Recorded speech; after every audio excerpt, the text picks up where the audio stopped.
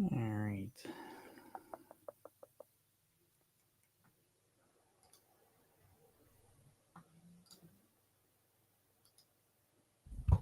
Hey, everyone. Welcome to today's Program Yourself Thin podcast. Today, we're talking about the biggest reason that you do not want to lose weight is that you think it's going to be too difficult. Some version of that. Maybe you feel like you'll be too deprived. You'll miss out on all the fun times. It's too hard to change up your behaviors. It's too difficult to not eat the foods you love to eat. Whatever it boils down to, you think it's going to be too hard. Now, the core reason you think it's going to be too hard is because you have a diet or mindset where you're trying to lose the weight as fast as possible. Instead of slowly and systematically making changes to your eating behaviors, you're trying to change everything all at once. This is why you usually start on a Monday and you jump 100% into your plan and you're 100% doing what you need to do to lose weight as quick as possible. And it is overwhelming you. You're trying to get ready for a marathon by running a marathon. And you have to work your way up to things. And you are not doing this when it comes to your weight loss. You are jumping in way too deep, way too fast, and you get overwhelmed and you can't keep it up. And you have done this so many times that you now almost have trauma from it, because when you even think about losing weight, it freaks you out because of how difficult it's been in the past and how difficult you anticipate it's going to be in the future. And so you avoid it. And this has been the one recurring thing that's happened over and over and over for you. I don't care if you've been trying to lose weight for 50 years. What you'll notice is every time you try to lose weight, you try and do everything perfect. You make way too many changes all at once. You get overwhelmed and you quit. And it's been this process over and over. So what is the solution? The solution is not, please hear what I'm saying. The solution is not that one magical Monday you wake up and now all of a sudden you can just force yourself to do this extreme thing for the rest of your life. That is not a real solution.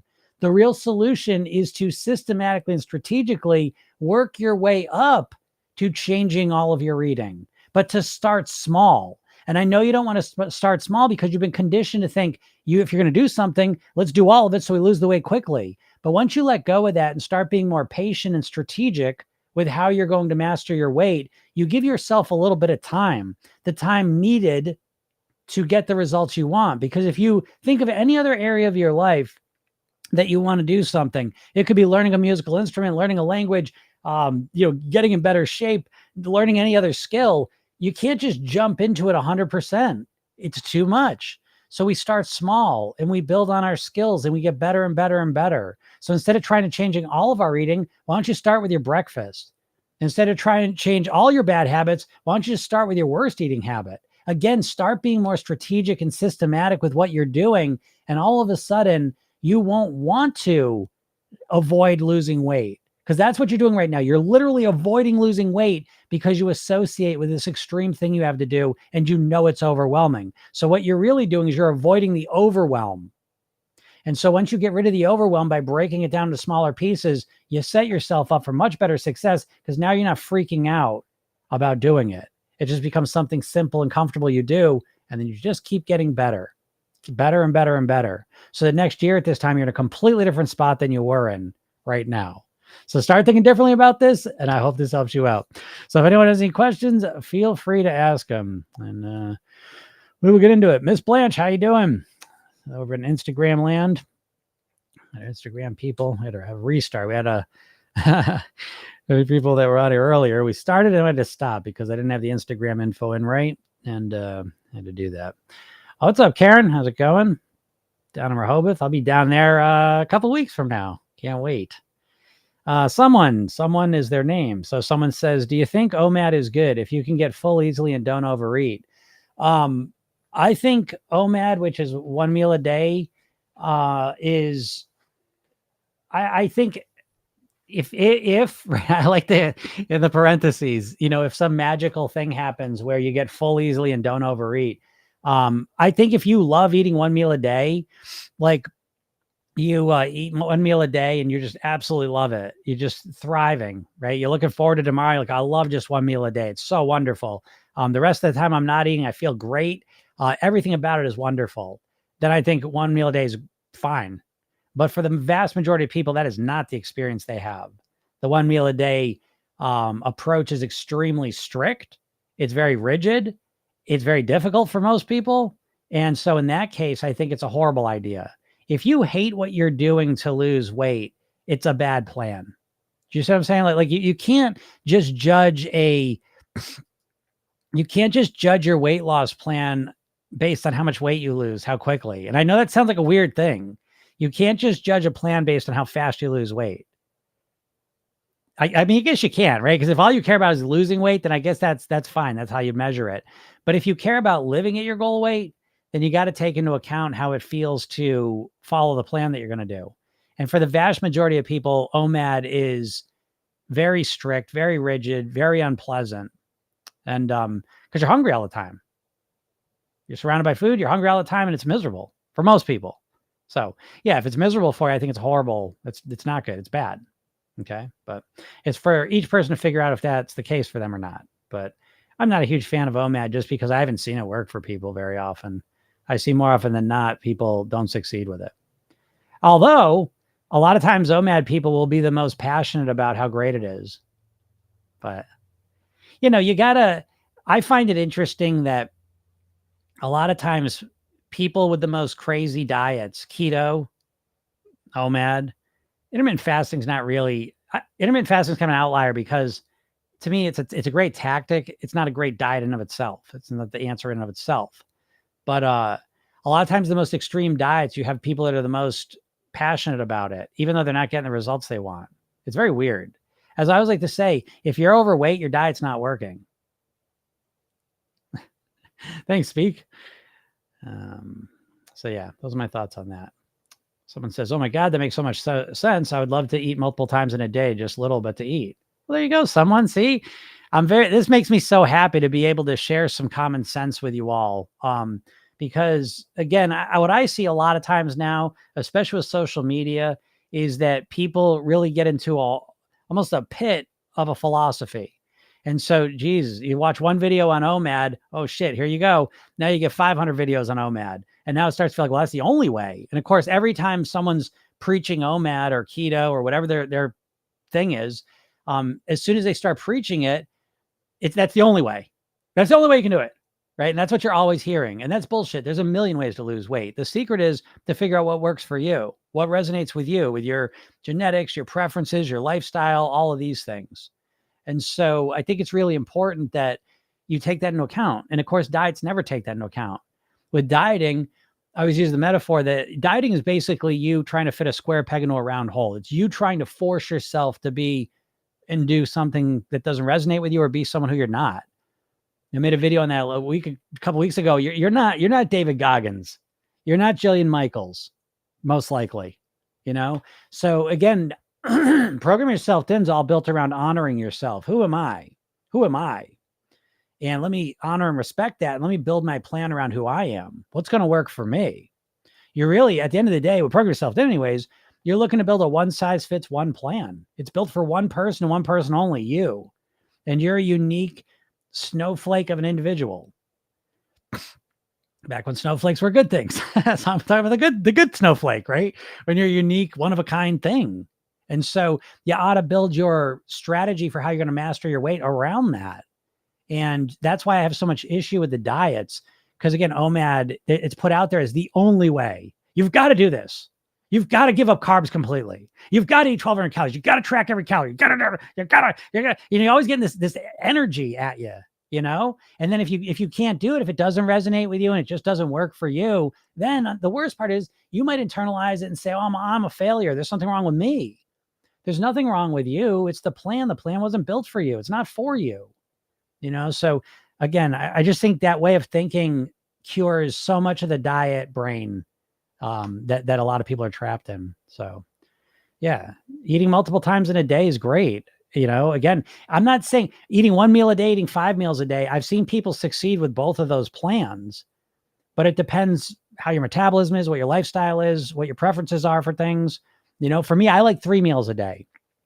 I got people in my program that do 5 meals a day. That's what works for them. Great. It doesn't matter. At the end of the day, it doesn't matter how many meals a day you eat. It's all about the calories you consume anyways. So, if you prefer and feel better and calmer eating 5 meals a day or 4 meals a day, great. Just structure it so that you're, getting the calories where you need them to be to weigh what you want. If you want to eat 3 meals a day, same thing. 1 meal a day, same thing. So you can lose weight in so many different ways. And I think once you realize that and start building your plan around who you are, it's magical because now you stick with it. That's the fucking secret, folks. Let it be known. You can't be doing a diet for a week, 2 weeks, a month, 2 months. Who gives a shit? What in your life are you going to do for 2 months and get any results with? It's not about the intensity of the plan. And program yourself, then we always say consistency over intensity. Fuck your intensity. I'm not impressed by your intensity. Oh, lost 30 pounds this month though, Jim. I don't give a shit. You're going to put it all back on. Tough shit. What do you want? That's what's going to happen. You can't just water fast for the next year, for the rest of your life. It's silly, So, again, I'm way more interested in consistency. Being consistent for a year will trump your being intense for a month every single time. So, you got to get your brain in that philosophy. And then all of a sudden everything becomes much clearer and it's a lot easier to create the plan that really works for you, someone says what I really love. Yeah. Then eat multiple times a day. Do what you really love. That's the point, right? Do what you really love. That I do what I really love. And that's what I built my whole plan around for 30 years is I'm like, I'm going to build this around me. So here I'm at 30 years later and I love how I eat. I love how I live. I love it. I want to do it for the next 100 years. I love it. There's no part of me that feels like I'm sacrificing things, depriving myself, that I'm miserable. I hate this. When's this over? None of that. I built it all around me. And so I love it. I love it. I flow with it, And I think that's what I suggest to everyone. I think that's a better place to be than trying to force yourself to do some shit you hate, Everyone says facts. It is facts, right? And it's facts what you hear it. It's kind of obvious, I hope.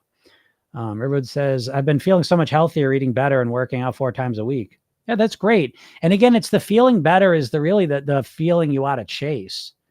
A lot of people, dieters especially, are chasing the feeling of looking perfect.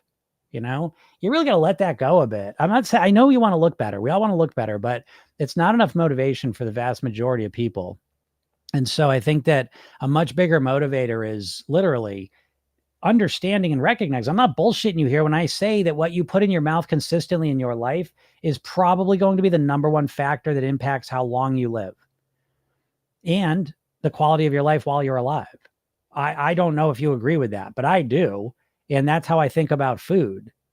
Primarily, I think about food as it's fuel for me to live as long as I can and have the best quality of life while I'm here and to look the way I want to look in that order. Okay. And so, I think a lot of dieters don't have that shit at all. What they got going on is, I want to look better. I just want to look better. Just want to look better. If you've been wanting to look better for 5-10 years and you haven't lost weight, then you don't want to look better enough because you weigh what you want to weigh. You weigh what you want to weigh. And so if you're overweight, it's because you don't really give a shit. So anyways, when you start focusing on how you feel, I feel much healthier. I feel much more energized. I feel a lot better about myself. That's really what you want to focus on in the short term. And that's what's going to, I believe, bring you, to your goal weight. That's the way to approach it. I don't know if that's a crazy idea. Tiffany says, I'm eating so much more now, clean foods and protein. I'm dropping weight easily now. Who knew? Yeah, right. It's funny like that. Because you have to understand that most people, when they think about weight loss, they're thinking about the big diets. You've been conditioned by the big diets to think about weight loss as a dieter. And all the big diets are owned by big food companies. So you've been tricked, right? Weight Watchers was owned by Heinz. Jenny Craig was owned by Nestle. Atkins Food Products owned by the same company owns Onions, Pretzels, and Cinnabon. Slim Fast owned by the same company owns Ben & Jerry's ice cream. All of these companies are just pumping bullshit into your brain about how to lose weight. And one of the main things they do is get you fixated on calories. They want you to think about calories. And calories are important, okay? So I'm not disagreeing with that. But they only want you to think about calories. They don't want you to think about the nutrition of the food. And so this is the biggest, I think the biggest issue dieters have, that they're really missing the biggest piece of the story because they're hungry all the time, right? You're a dieter. You're trying to cut your calories down, but you can't do it because you're always hungry and you can't fight against that hunger. So how do you deal with that? Well, it's real simple. You start eating more natural whole foods because what the food companies have done is they've taken the satiety right out of the food. Satiety being the satisfaction of the food you eat. Food in its natural form satisfies you. You eat satisfying, nourishing, healthy, nutrient-dense food, and you feel satisfied. You focus on other areas of your life. You eat bullshit in a bag or in a box, you eat it, and then you feel hungry again 5, 10 minutes, half hour later, and you're never satisfied. I used to call it the endless hunger before I understood what was going on. Like, Jesus Christ, it can't be the calories that are satisfying. I just fucking ate 2,000 calories. Now here I am hungry again. What is going on? And I think a lot of people walk around completely confused by this. Yeah, you're eating a lot of calories, but how's your nourishment going? Are you putting the nutrients your body needs into your body? And if you're eating a processed food diet primarily and not much whole natural foods, then the answer is no, you're not. And that's why you're hungry all the time. And that's why you keep overeating. And I don't give a shit. Your willpower is never going to match that. So the secret to mastering your weight is to nourish your body. Because what happens is, and it's the same fucking thing that the weight loss drugs do, by the way. Let it be known. No one's making this connection very often. But what the weight loss medications do is they increase your GLP-1 hormone, which is a hormone your gut creates primarily. And what it does is it makes you feel more satiated. Well, guess what else increases production of GLP-1 hormone in your body? You're never going to believe it. It's whole natural foods, primarily fiber too, by the way. Fiber is the number one ingredient that has been stripped from processed foods. And a big reason for that is it doesn't process well. It doesn't keep well. And I think it also, again, that's the secret, because these food companies want to sell as much food as possible. Well, the way you sell as much food as possible is you have to remove the satiety. You have to keep you hungry all the time. Well, you take the fiber out of food, there you go. You're well on your way. So again, people are obsessed with protein for satiety. And again, protein is important and helpful for satiety, no doubt. But you know what's even better than protein is fiber. Fiber from whole foods. And that for me, again, this is anecdotal, this is just my experience, but when I increased my fiber content, my micronutrient density and variety content tremendously, it felt like the weight loss medication experiences I read about, where my hunger just went off a cliff. All of a sudden, I felt truly satisfied. One of the most amazing experiences physically in my life. Yeah, unbelievable. And so, yeah, Tiffany, I'm not surprised that as you eat more clean foods, healthy, whole foods, more protein, that you feel more satisfied and the weight comes off. It's not that easy for everyone, but that's the foundation of really getting mastery over your weight, is eating cleaner, because that's what your body needs. So if you're going to keep putting just entertainment foods into your body, you're not getting any of the fuel you really need. And so your body just please give me some fuel. I need fuel. Please give me some nutrients. But you're just saying, I'm just hungry. I'll eat some more bullshit, some more bullshit, some more bullshit. Well, you're almost like starving yourself. Again, America is the land of the overweight and undernourished, just to simplify that message. But that's what it is. Someone says, you're very wise. I've never seen anyone actually realizing how individual people are. Oh, well, thank you. Yeah, I've been doing this for a while. You know what I mean? I'm doing this personally for 30 years, professionally for 20 years.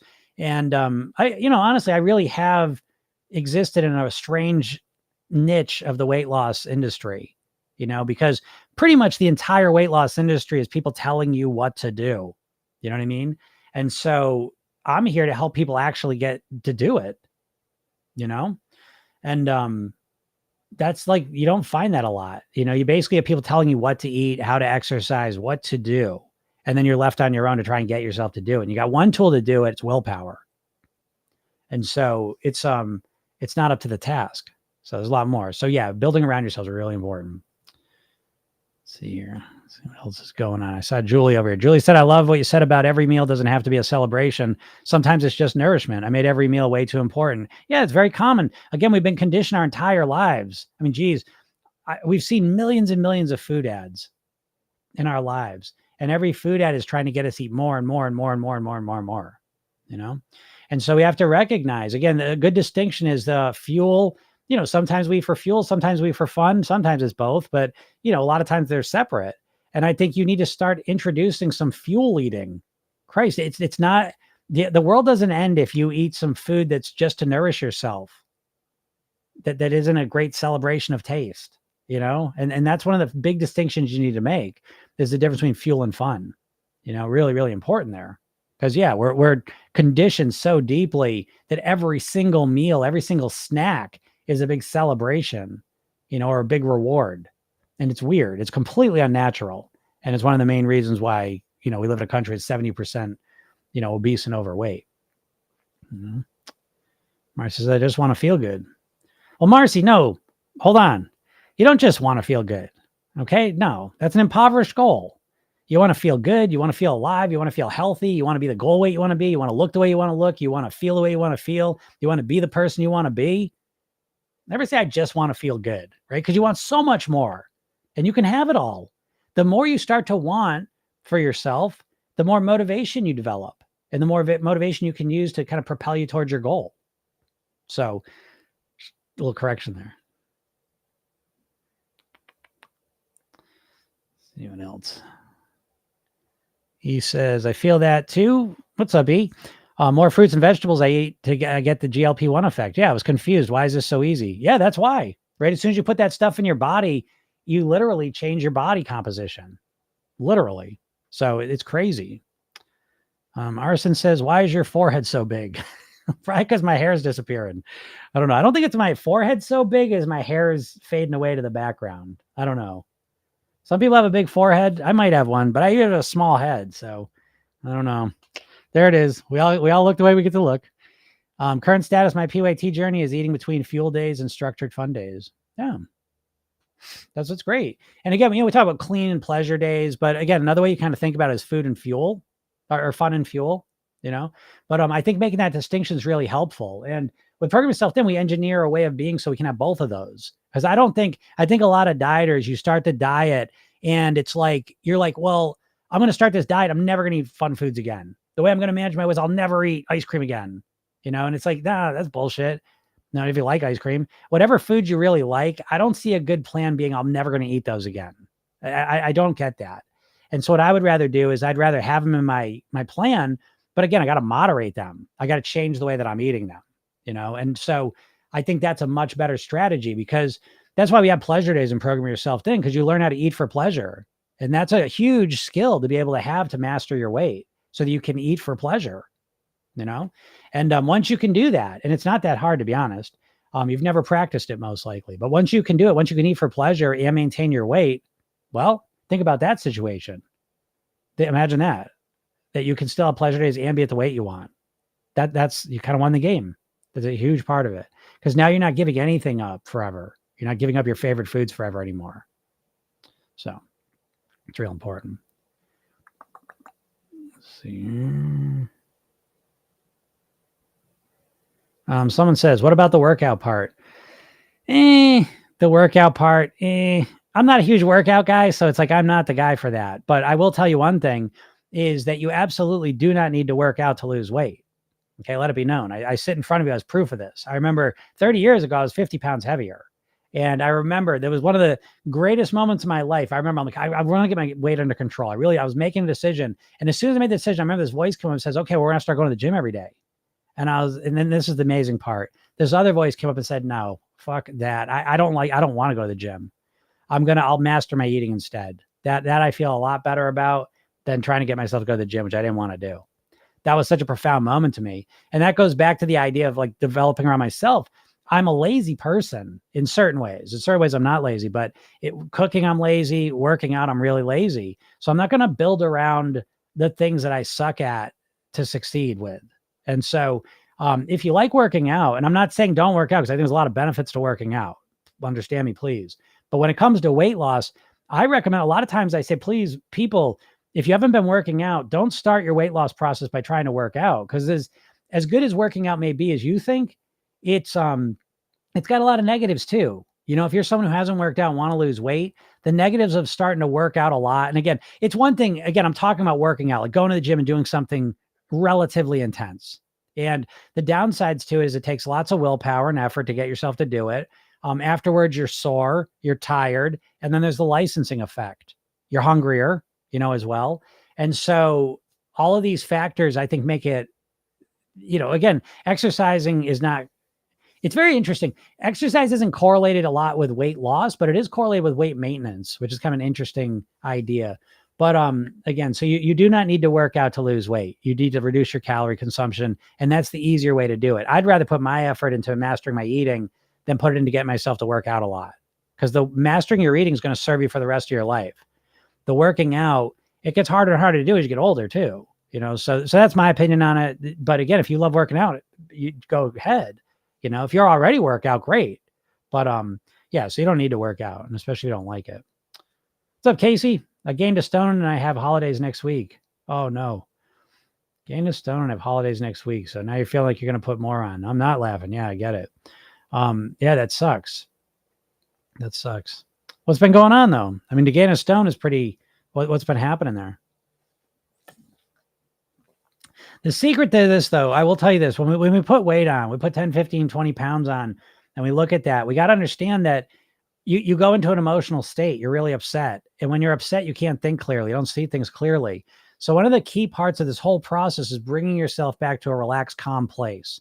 Even when it's a shitty situation you're not happy with, calm down, relax, and seek to understand it. Because if it's, oh my God, I put all this weight on, oh my God, I put all this weight on, and we freak ourselves out, it starts to feel overwhelming. If we say, okay, well, Jesus, what happened here? Oh, well, I started eating out more. I start snacking at night. I've been stressed out because of school or work or relationships or whatever. And then we start breaking it down into pieces. We start to understand the cause and effect. Oh, okay.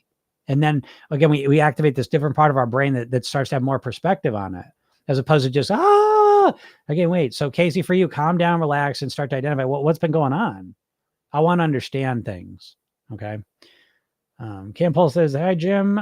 Thank you for your tip to praise myself and to take things slow. I've reduced another 5 pounds. Hey, great job. I love to hear that. Yeah, take things slow, right? Relax, folks.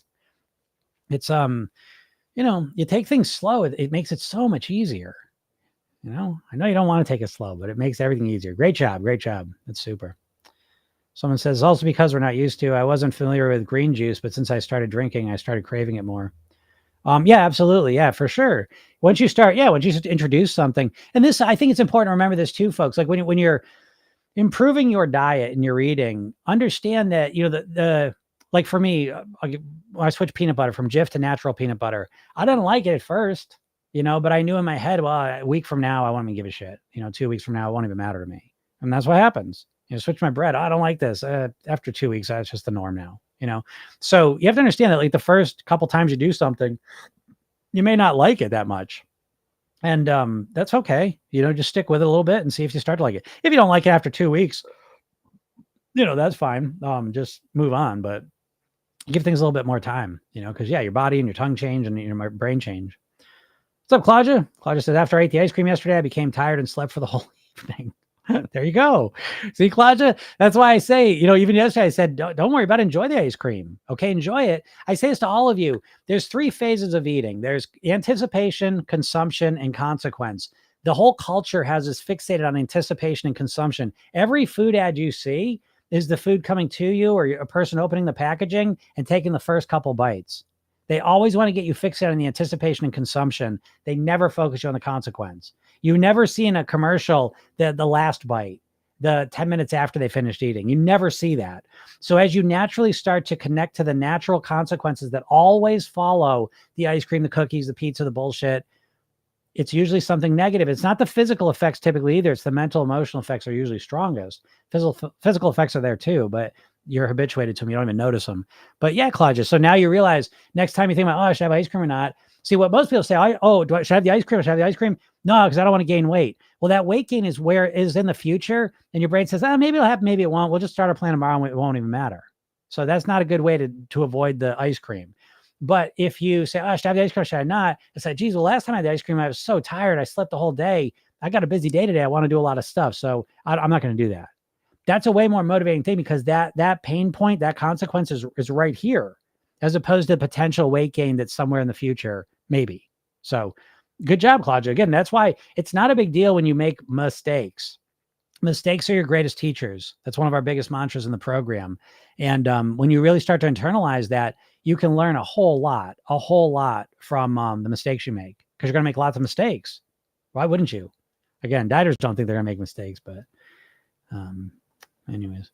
So Casey says it's visible weight gain. Wow. Okay. Stone visible weight gain on you. Again, yeah, different people show weight differently. So yeah, it stinks. Someone says everyone around me who's skinny is smoking instead of eating. It's very triggering. Sure.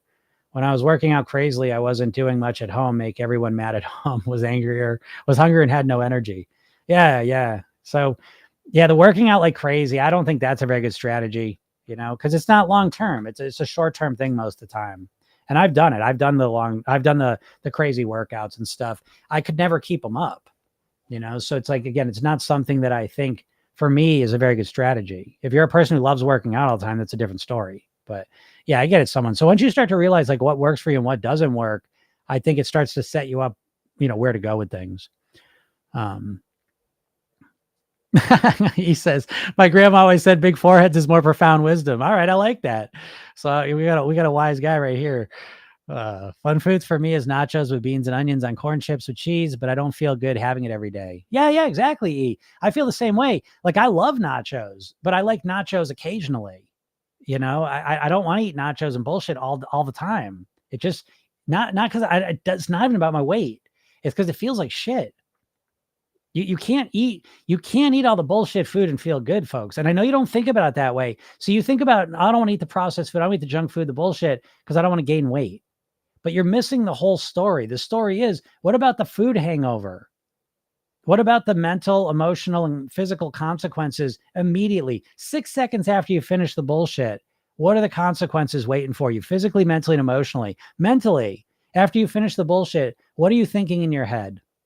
If you're someone who wants to lose weight and you just finished a big bag of potato chips or a pint of ice cream, what are you thinking in your head about yourself, about what you just did?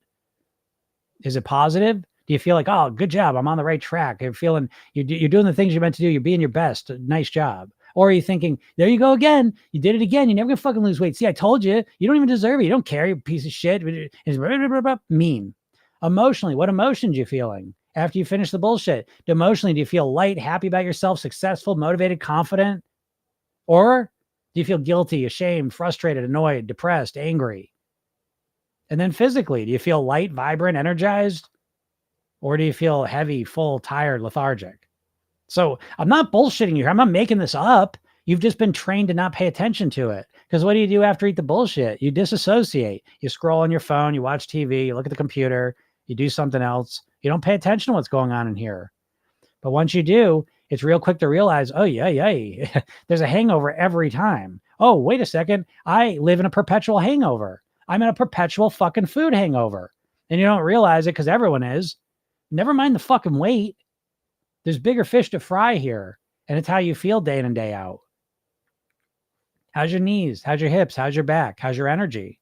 How's your vibrancy? How's your balance? How's your mobility? How's your mental state of mind?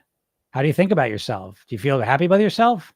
You feel good? Do you feel like you're being your best? Do you feel like you're thriving? What emotions do you feel day in and day out? So, I'm not making this shit up. That should be the motivator.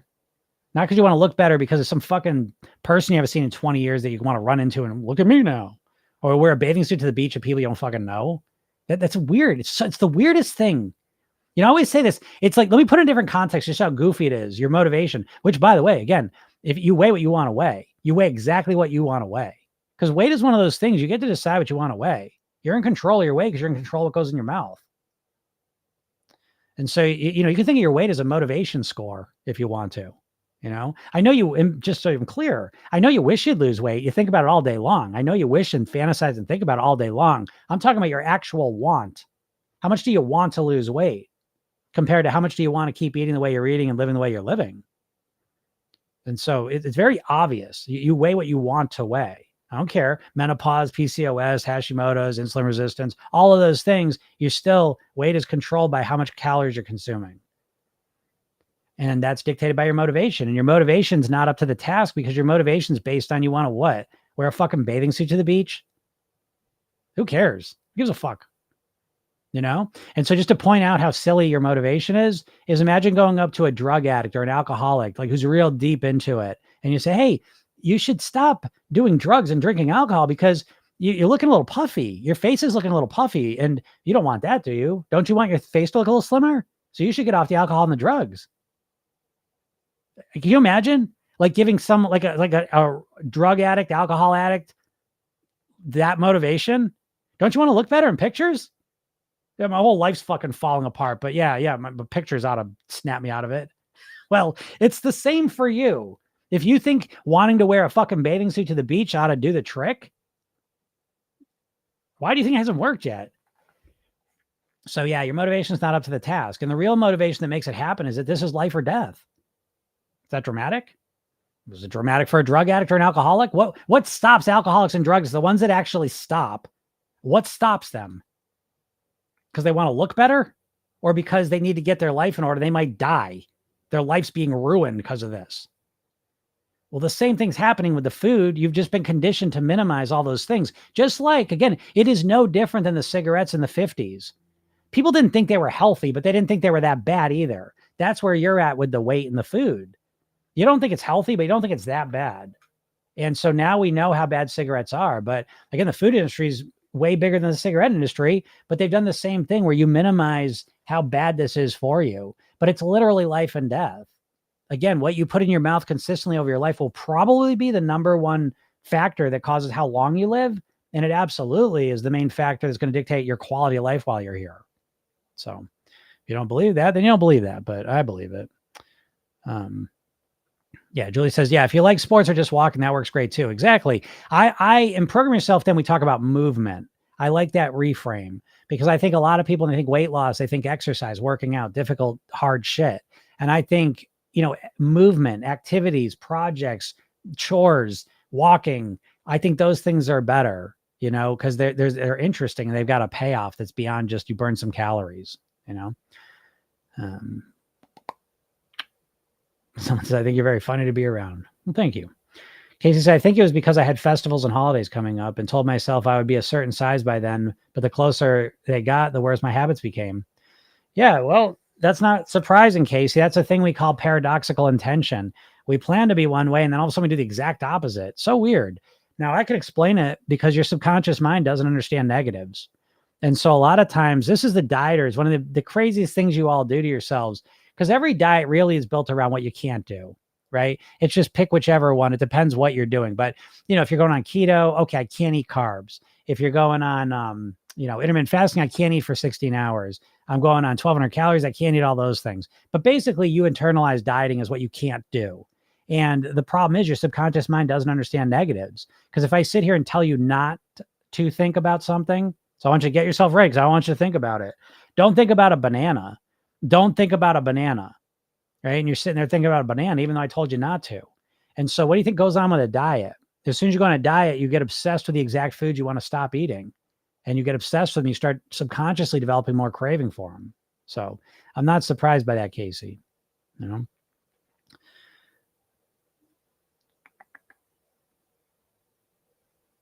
Yeah. Casey says the expectation is stress, but I also think it was because my diet's not sustainable. Yeah, I agree. I think it's all of those things, Casey. So again, I don't know if you haven't, because I've seen you here before, so I hope you have, but I started to realize too, and I'll say this to you all, those of you that listen to me regularly, if you have not gone and got the hypnosis session or watched the video, what the fuck, what are you doing? Thanks, Gene.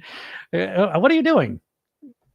What are you doing? Why aren't you getting that? Because even if you watch the video, like what I'm saying means more because you have more context. You have more conceptual understanding of what I'm talking about.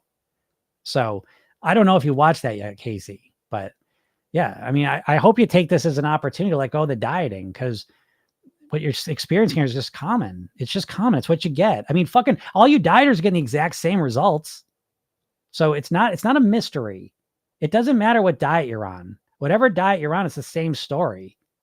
You start off, you do great for a couple of days or a couple of weeks, and then you go right back to what you always did. But usually you go into your plan and you do it perfect for a couple of days or a couple of weeks, and then you have a blowback period where you're overdoing it for a while, and then you kind of settle back down to where you started from, and you just keep repeating that over and over.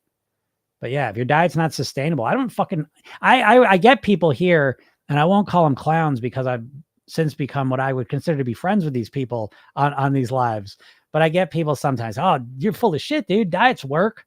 Diets work. I lost 40 pounds on a diet, and it's like, okay, well, what do you do now? What do you weigh now? Well, I put it back on, but the diets work. Well, I guess it depends what you mean by work, right? If work to you just means, oh, I lost some weight for a little while and then put it back on, then we got totally different definitions of what working means. Because working to me means you'll live at your goal weight. That's what working means. And all you dieters are guilty of all this. If you are overweight, your diet doesn't work. If you're not doing your diet, it doesn't work. We can't just evaluate it based on when I do it for that time. Do I lose weight? The question has to be, can I keep doing it? Do I want to keep doing it? Because if you don't, then what is the point? I don't know why this is. I know why. I know because you get so ingrained in this diet mentality that you can't understand what I'm saying. But it's kind of common sense, And let me put it in a different context just so you can understand it. But it's like, say you want to learn to play the piano. You've never played the piano before. And it was like, well, okay, I really want to learn to play the piano and I want to get good fast. So I'm going to start playing 10 hours a day. And it's like, okay, well, on paper, that sounds great. But in reality, if you're even able to make it past the first day, the second day you wake up and your fingers are cramped up, you hate the piano now, and your chances of doing it 2 days in a row are really low. 3 days, even lower. 4 days, even lower. Why? Because it's a shitty strategy. It's overwhelming. And all of these diets are overwhelming to you. Very few diets even have a ramp up period. You just go right into it, 0 to 100. And you wonder, the weird part, I will say, and I call it diet or dementia, is that you go from 0 to 100 and you stick with your plan for a day or a week or maybe a month. And then you stop and then you go, oh my God, what the fuck's wrong with me? What is wrong with me? Why can't I stick to a plan? Why can't I ever stick with a plan? Is it possible that you just keep overwhelming yourself and you can't stick with it because it's too much for you? I know you refuse to believe that. Why? Why? Because you're David Goggins. You can do anything you put your mind to. You can't. How about that? How about, here you go. Here's a little tip for you. You can't do anything you put your mind to. That's crazy.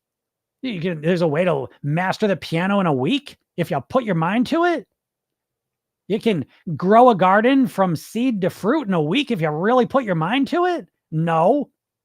You know what I mean? Like, I think people, dieters especially, just live in fucking bizarro world. It's like a psychological, it should be in the book there, the diagnostic manual. For real. It just is. It's that crazy. So yeah, it's usually because what's Ronnie saying here? Can you talk more about the dopamine response and looking forward to pleasure days? You were not having it yesterday. Because it's just, I got to do the background on dopamine and I'm not in the mood.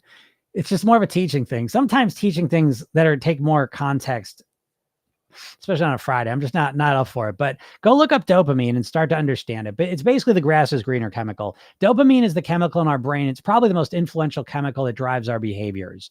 And dopamine is the grass is greener chemical, meaning that our brain can imagine things and we get real excited about them. Okay. And so it's what drives our behavior. So again, if you have to think in the natural world, if you wanted to get food, you have to be able to think about getting food and then get really inspired by it. So you can imagine getting food, eating the food. Now you're excited to actually go and get the food, which takes a lot of effort. And so dopamine drives a lot of our behavior. And we have two dopamine circuits. We have a dopamine desire circuit and a dopamine control circuit. And so you and I live in an environment where our dopamine desire circuit is constantly being tweaked from advertisements for hyperpalatable foods, scrolls, entertainment. Everything is triggering our dopamine because it keeps us trapped in just more. That's why you scroll, right? So when you're scrolling through TikTok or Instagram or whatever, you're just looking for more. Your brain's like, I know something awesome's coming. And then you get it and it's like, oh, spritz of dopamine. That's what we wanted. And it's like, let's get some more. And it's like looking for that next dopamine hit and you scroll, and you finally get it. But after you've scrolled for an hour, 2 hours, 3 hours, 5 hours, 6 hours, you know that feeling you get of just emptiness, right? Dopamine's a salesman. It never delivers. It drives behavior to get to things that deliver, but dopamine itself does not deliver. And so we live in a dopamine world, and this is what's going on with the food. You get fixated on your favorite snack and you think about, and then you go and get it. And it's cool for a moment. And then you want the next thing, And so a lot of people kind of live in this dopamine stuff. But what it comes down to is that we have more wiring in our brain for the anticipation of pleasure than for the experience of it itself, right? And again, it makes sense because we need more motivation to go get the food than to eat the food once it's in front of us. So with the dopamine, ironically, the most pleasure you get out of the food is actually in the anticipation phase. Isn't that crazy? Because again, there's anticipation, consumption, consequence. And the most pleasure we get from that food is literally in the looking forward to it. Because a lot of times when you think about, this is why you have to, see, this is where I start going down a rabbit hole of explaining the whole program. And I just don't feel like doing this right now. But if you look at your worst eating habit, maybe it's snacking at night, overeating at day, whatever it may be, you don't just do it.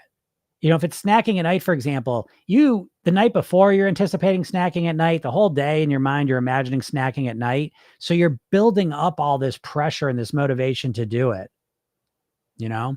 And so it's really important that, you recognize this.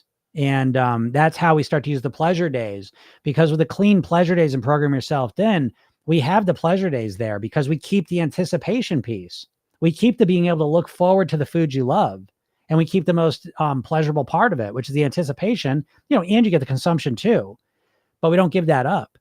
And so what most people do on a diet is they cut out the pleasure. They cut out the anticipation of it, and it instantly feels like deprivation. And so, it's important to, they did a study on this. They didn't explain in this dopamine related way, but they did a study where they got hungry people to come in and they would offer them chocolate desserts, and they would have them test different phrases to say to get through the cravings for it.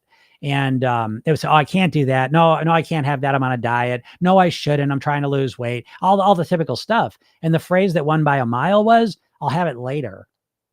Right. And so that I'll have it later goes along with this dopamine explanation I'm giving to you, is that I'll have it later, we're not cutting it off. And when with you in your diets, you're saying, I'm cutting it off. I can't have chocolate anymore.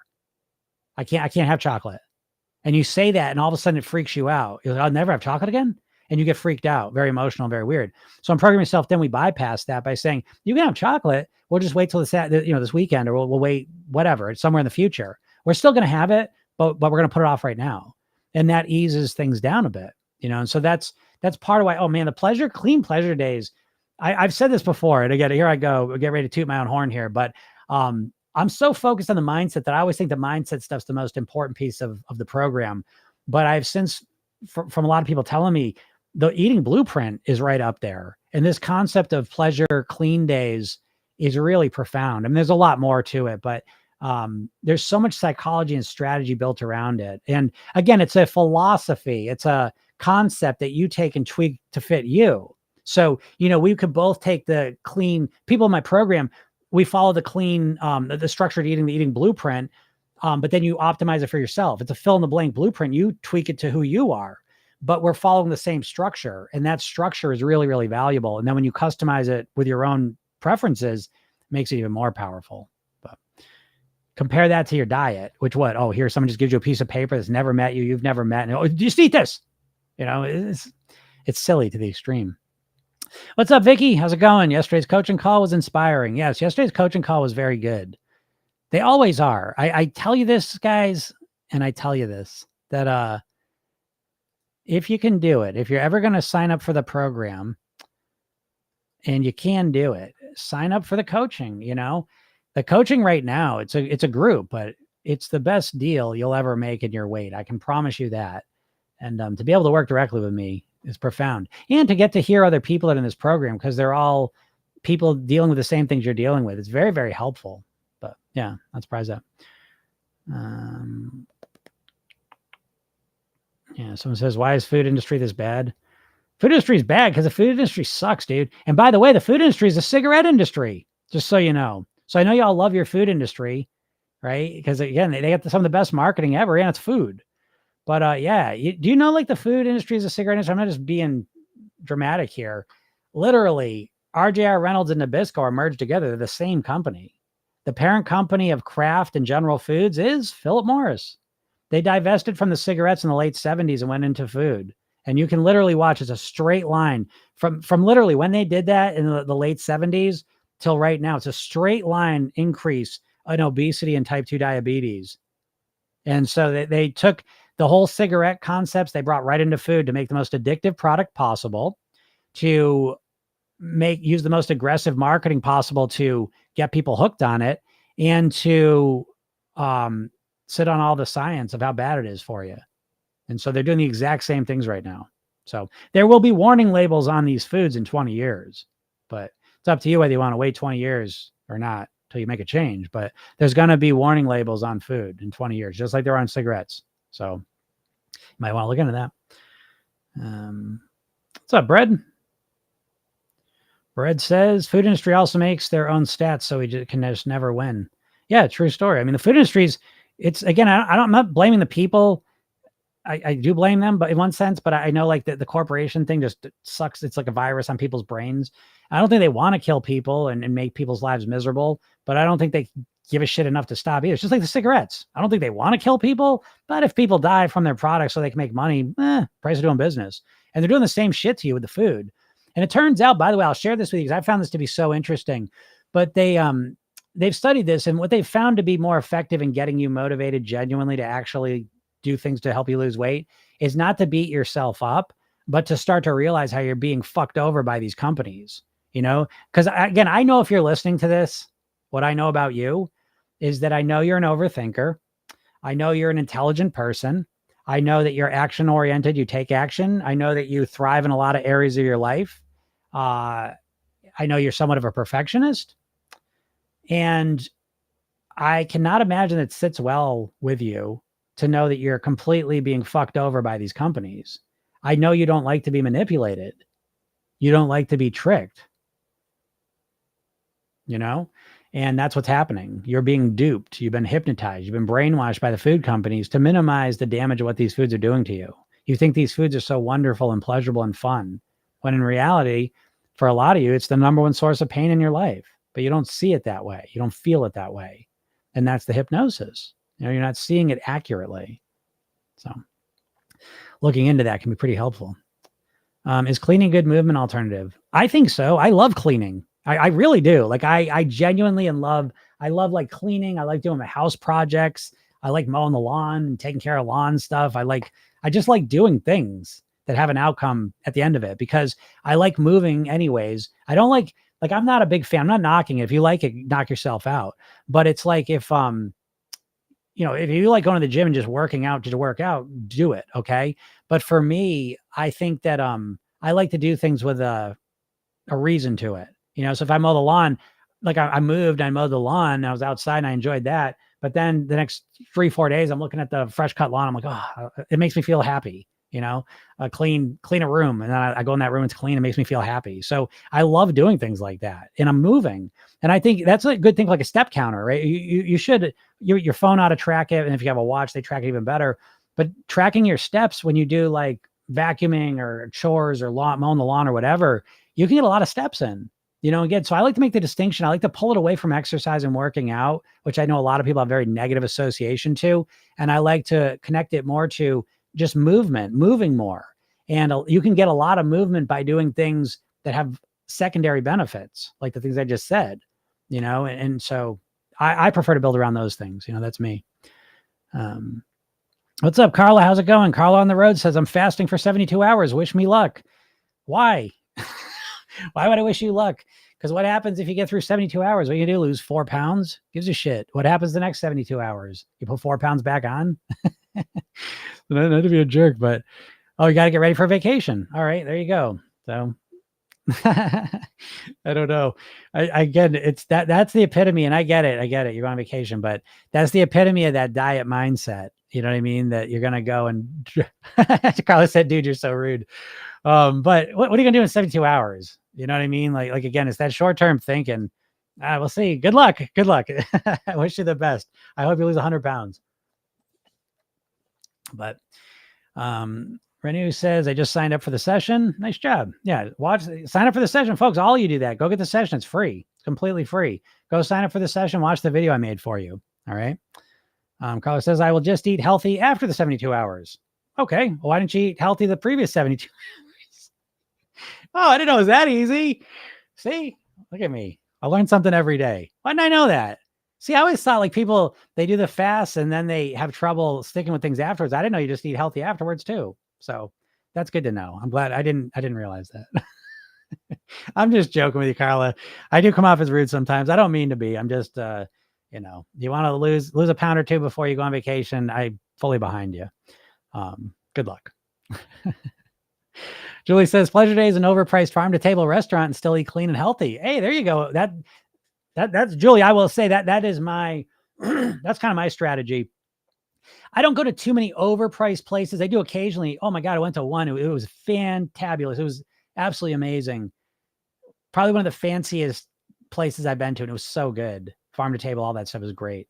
But most of my meals when I go out aren't necessarily farm to table, but they're in that ballpark. So like, even like I go to a Mexican place, it's not crazy expensive, but they make everything there. You know, they use normal ingredients. I don't go to chains much because then you get all the bullshit. So it's like, I do think, you know, I like your philosophy there of I will go to better places to eat. And I know all the better places in my head. Pretty much when I go out to eat, again, I'm not talking about the really fancy places I may go to. I'm talking about, you know, like just regular price places, but that they're locally owned. You know, some person owns a restaurant and they care about the food they're putting out there. That's pretty much exclusively where I will go to eat out at, you know?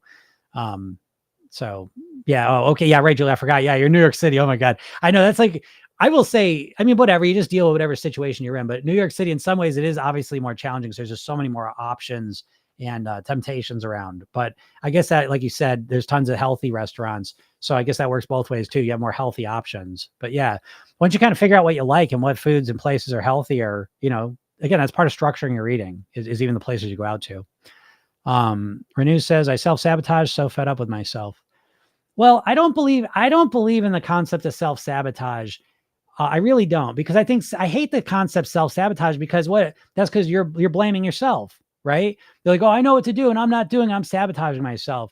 I see more often than not, I don't think it's sabotage. I think it's that you got a shitty plan. That's what I see. Because I've said, oh, I've sabotaged. I was doing keto for 2 weeks and so great. And then I sabotaged myself. You didn't sabotage yourself. It's a fucking goofy plan. It's not built for the long term. You know what I mean? So I find more often than not, it's not a sabotage thing. It's your brain and body letting you know that this isn't a good plan for us. So we're not going to do it. I truly believe we use the best option available to us. And if you feel like you're sabotaging, I take that more as a critique of the plan and the strategy than I do of yourself. And I think the diet industry has conditioned you to feel bad. Always blame yourself. Never blame the diet, right? Never blame fucking eating meat for the rest of your life as a plan. And then you get a month into it and you lost 20 pounds, but you feel like you got fucking rocks in your stomach. You feel horrible, you know, and then you stop it and you say, you know, what's wrong with me? Nothing's wrong with you. It's a fucking horrible plan. What, you don't want to count every calorie you put in your body and you think that's sabotage? How about it's a shitty plan? That who the hell would want to do that?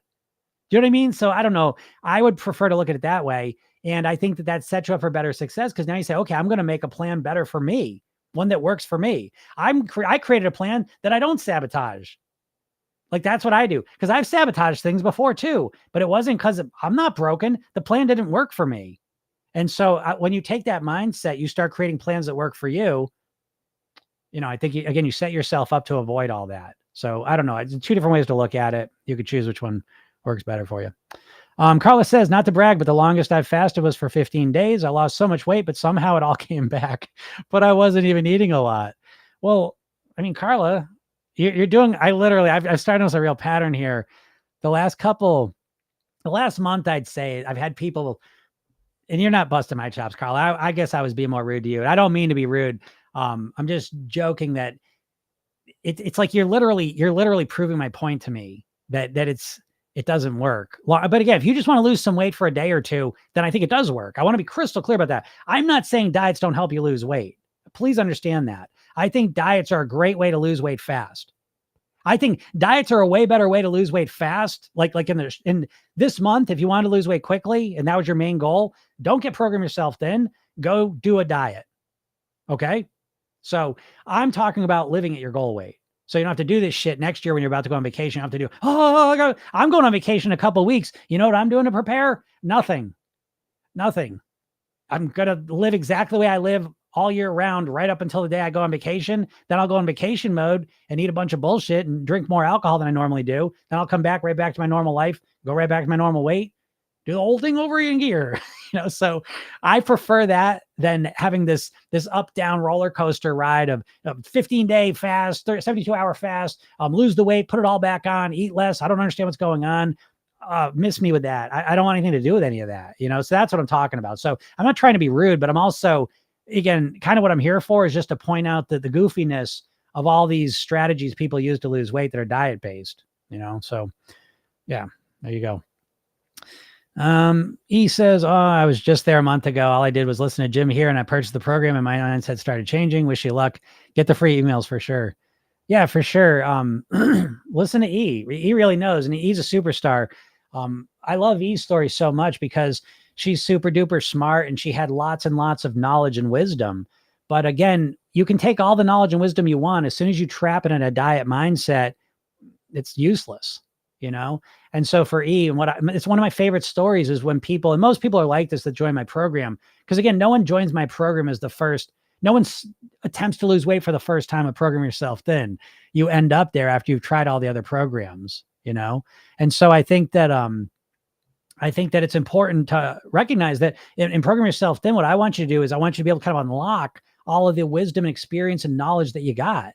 If you've been doing diets for 30 years to lose weight, you got a lot of wisdom and knowledge in you, but you don't know how to utilize it. And that's one of my favorite things to see is people that have been struggling for 20, 30 years be able to all of a sudden look at their past and not feel like shit about themselves when they reflect on it, but start to learn from it, you know, and specifically learn what to do, what worked for me and what not to do, what didn't work for me.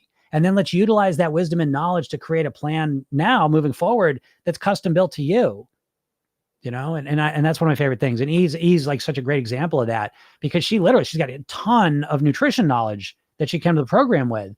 But again, you can have all the nutrition knowledge in the world. This is why, you know, you dieters go see a nutritionist and dietitian. That ain't going to help you lose weight. Knowing what to do is not your core problem. Your core problem is you don't know how to get yourself to do what you already know you should do. So more knowledge about what to do is not going to fix it. You need to figure out how to run your mind, how to influence your behaviors. This is the way, you know, this is the secret you need, you know. Adria Sleep says, realize that this week listening to your podcast, why am I wasting time doing something over and over? Definition of insanity. Bye-bye, Weight Watchers. Good. And I like Weight Watchers more than any of them. I think Weight Watchers is one of the better ones, but it's not enough. It's not enough.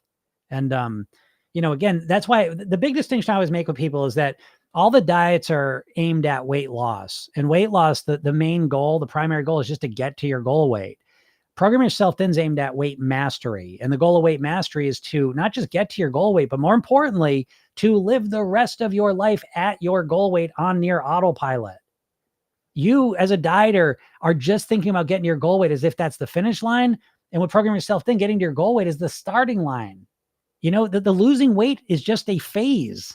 You don't think of it that way. You think of it as the whole process, but it's just a phase. Because once you lose the weight, maybe it'll take you 3 months, 6 months, a year, 2 years, 3 years, 5 years. But once you get there, then you want to live the rest of your life there on near autopilot in an enjoyable way.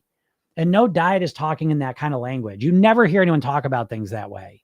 And that's why you're never able to make it happen. You've got to focus. It's something you got to develop and work on. And dieters are this is the craziest thing dieters do.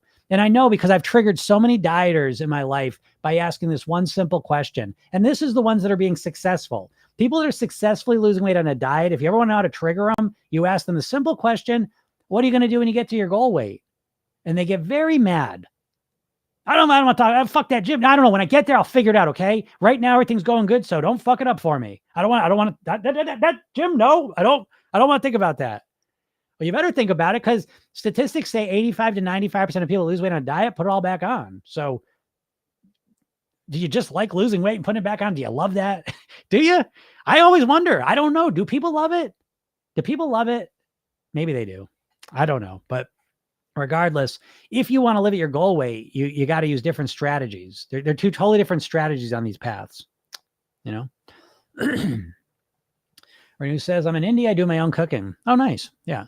Doing your own cooking is always preferable for sure. Not doing a fad diet. Nice. Carlos says, dude, I'm so scared I'll be fat forever. I have to lose like 15 kilograms. I don't know what that is in pounds. That's about 30 pounds, somewhere in that ballpark. Just for some magic, it's so expensive. I don't know. It's so expensive. I don't know what you mean.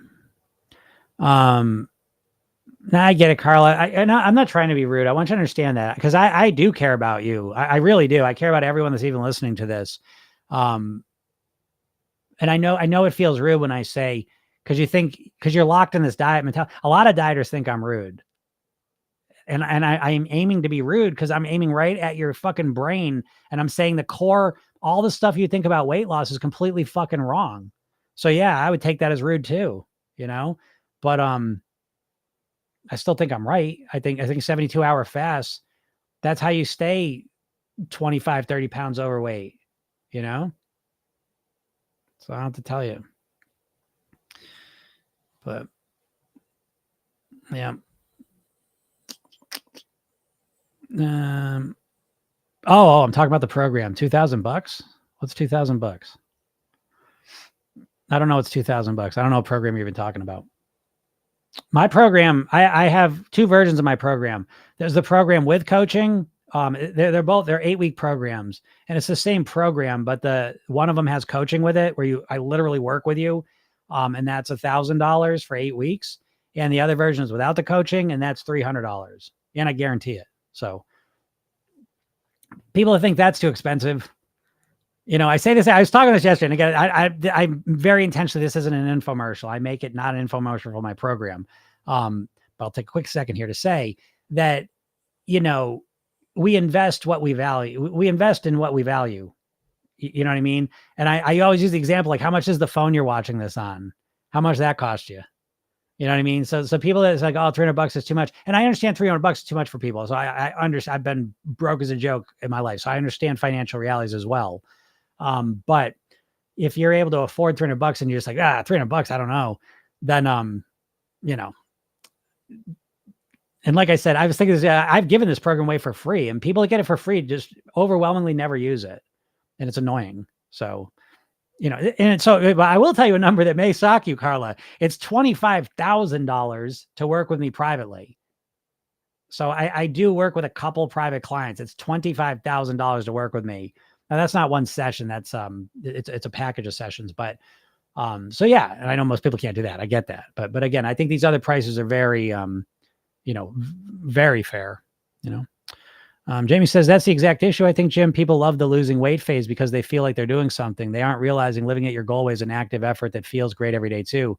Jamie, I think you're 100% right. I agree with that 1,000%.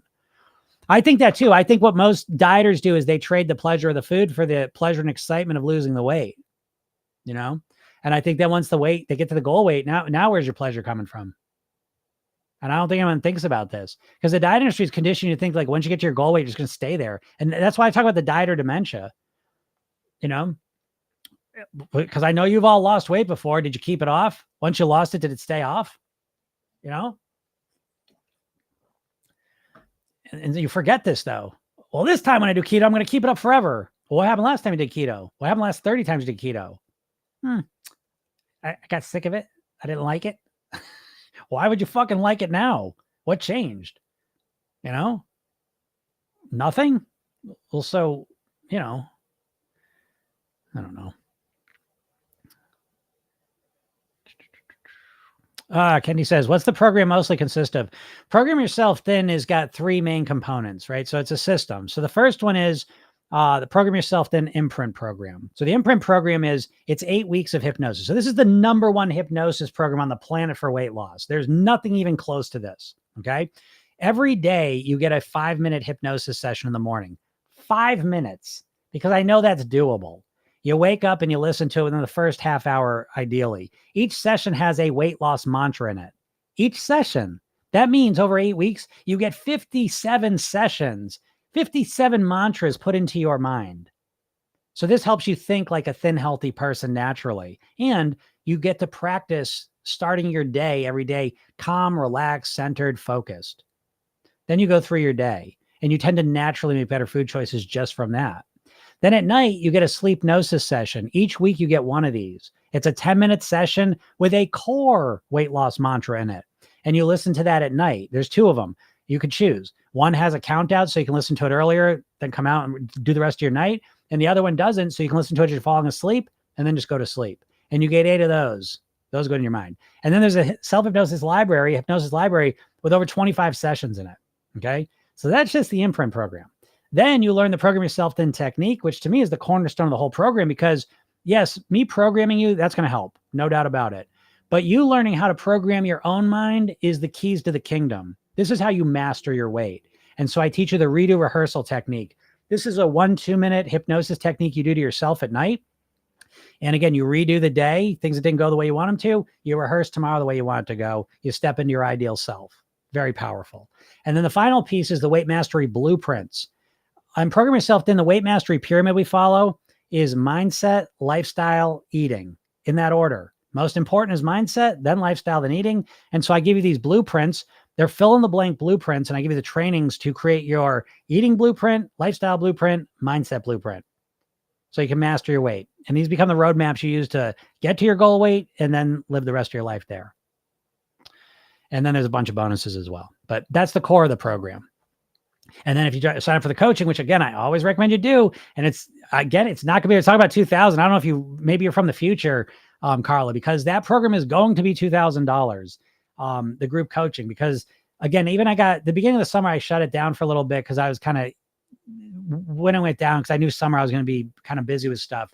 And I just kind of opened it up again. So there's not a lot of people in it. And again, to be able to work with me is one of those things you could do, one of those valuable things you could do. But anyways, so those are the programs. Adria Sleep says, I'll be joining when I get back from my vacay. Excited to start this journey. Oh, Adria. Okay. Yeah. Adria. Right. I was writing to you the other night. Yeah. I remember you wrote some questions. Oh, I just told you what was in it. Yeah. Okay. So yeah, it'll be exciting. I think you're going to love it. You asked if there's replays, didn't you? You asked if there's replays of the coaching calls. And there is, so the coaching calls, there's replays of those so that if you miss it, you can listen to them. Because again, listen to other people is almost as valuable as, it's not as valuable, but it's close. Listen to other people get coached is really, really helpful. Okay. Because you have a lot of the same bullshit they got, but getting yourself coached is just phenomenal. And so, yeah, you get the replay of that. And that's something, actually, that's kind of a cool thing I'm going to be doing. So people that are in that, one of the cool things is I got a service I'm starting to use right now where they're creating automatic transcripts. So those are going to be available too. So if you're a reader and you want to read through it, you'll get the video and you get the transcripts of it as well. And when I work with you, it's really valuable to have those because you can watch the coaching and then you can watch it again. That's really, really valuable. Julie says, I lost 85 pounds on Weight Watchers, but didn't master my weight. I couldn't count points obsessively every day and thinking about food forever. Yeah. I kept finding ways to eat crappy foods and standard points to lose weight. Yeah, I get it. Again, Weight Watchers isn't about long-term because it's goofy. You're not going to count every point forever. You're not going to it's just not a long-term strategy. That's why I say my goal for you is to live at your goal weight for the rest of your life on near autopilot. That on near autopilot is the most important part of the phrase. All right.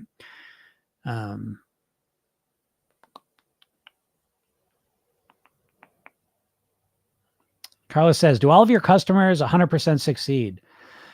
No, I can't imagine that. No one 100% succeeds with anything, so yeah, there's no way.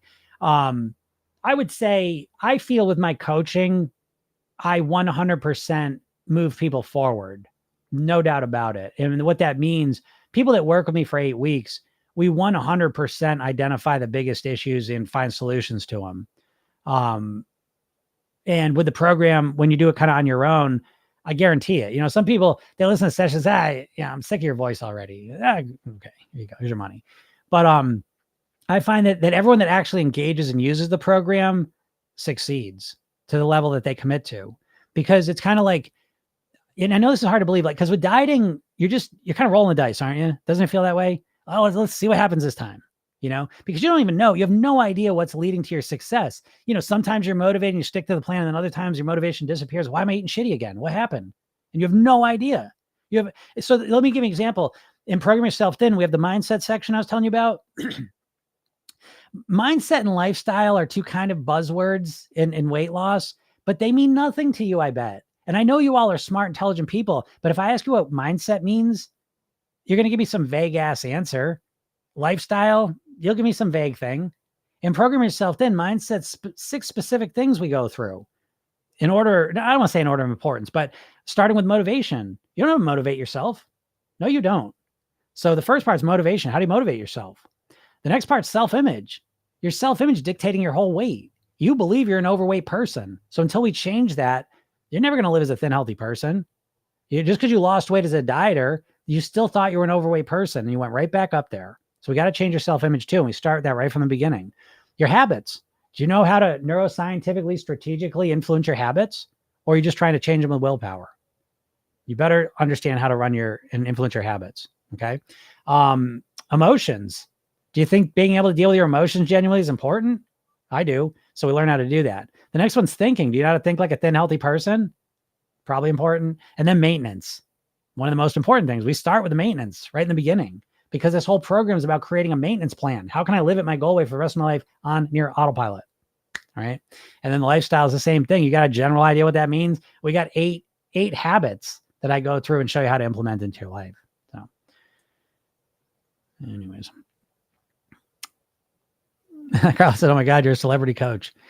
I guess so. I guess that's kind of true. I mean, I don't really think of it that way, but I suppose, yeah. I mean, people see, you know, I got a lot of shit on social media these days. And so people that make a lot of money find me and we work together. You know, you gotta have a system set up. So I guess you could say that that's a whole car. Yeah, it's a lot of money. I mean, money's relative. Again, that's something in the future I'll be talking about, because it's fascinating how weight and money are so similar, because they're both means to an end.